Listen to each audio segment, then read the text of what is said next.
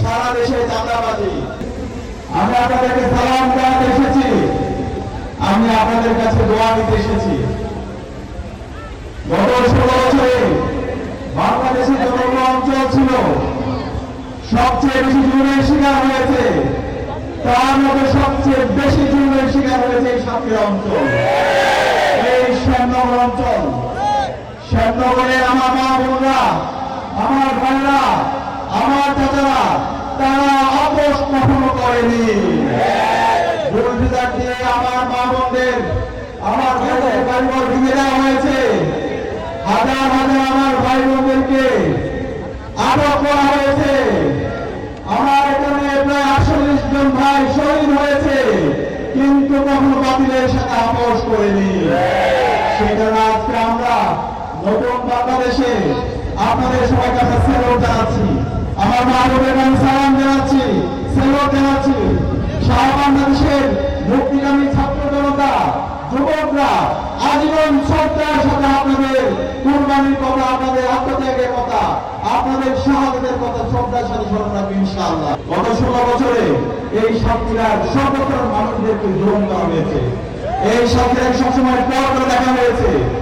ইনশাআল্লাহ আমরা কথা দিচ্ছি, ইনসাফের পক্ষের প্রতিনিধি দাঁড়িপাল্লার কান্ডারি গাজী নজরুল ইসলাম ভাই আপনাদের সমর্থনকে বিজয় হয়ে এসে ডাক্তার শফিকুর রহমানের নেতৃত্বে আগামী যে বাংলাদেশ হবে সেই বাংলাদেশের স্বপ্ন হবে একটা রোল মডেল ইনশাআল্লাহ।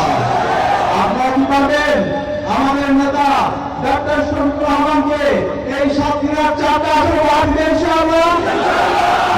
ভোট দিবেন।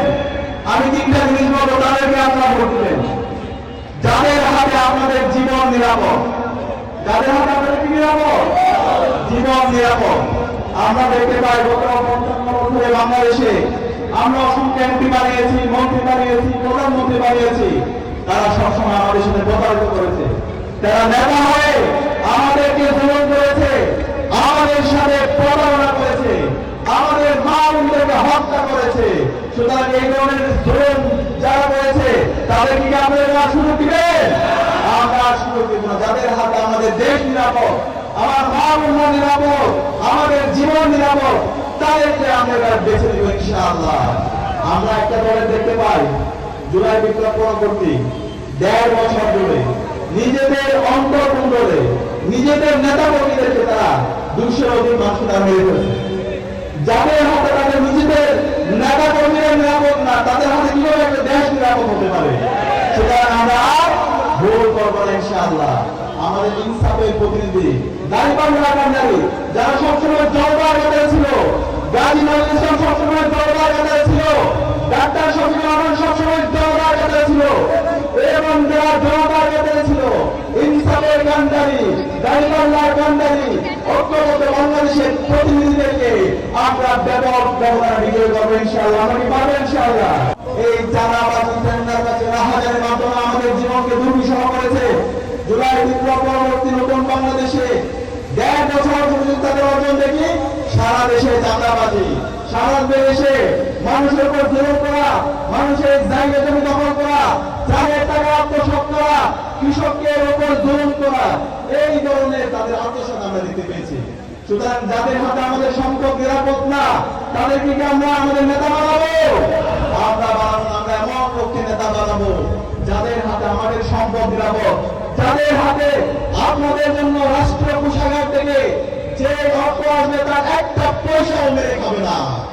ইতিমধ্যে আমরা প্রমাণ করেছি আপনাদের নেতা শ্যামনগরের মাটি ও মানুষের নেতা গাজী নজরুল ইসলাম ভাই 2বার এমপি ছিল, আপনাদেরকে একটা পয়সাও মেরে খেয়েছে? একটা পয়সাও মেরে খায় নাই। আমাদের 2জন মন্ত্রী ছিল, 3টা মন্ত্রণালয় তাদের দায়িত্ব ছিল। শহীদ মওলানা মতিউর রহমান নিজামী, শহীদ আলী হাসান মোহাম্মদ মুজাহিদ, যে সময়ে বাংলাদেশ দুর্নীতিতে চ্যাম্পিয়ন হয়েছে, সেই সময়ে এই 2জন মন্ত্রীর বিরুদ্ধে একটা পয়সা দুর্নীতি কেউ দেখাতে পারেনি। সুতরাং আমরা প্রমাণ করেছি, আমরা কথা রেখেছি। সুতরাং আমরা আমাদের প্রতিনিধি বানাবো, নেতা বানাবো যাদের হাতে আমাদের সম্পদ নিরাপদ, যারা সবসময় আপনার নিরাপত্তার জন্য অবসায়ীদের মতো তাদের 2 হাতে প্রসারিত করে দাঁড়িয়ে যাবে।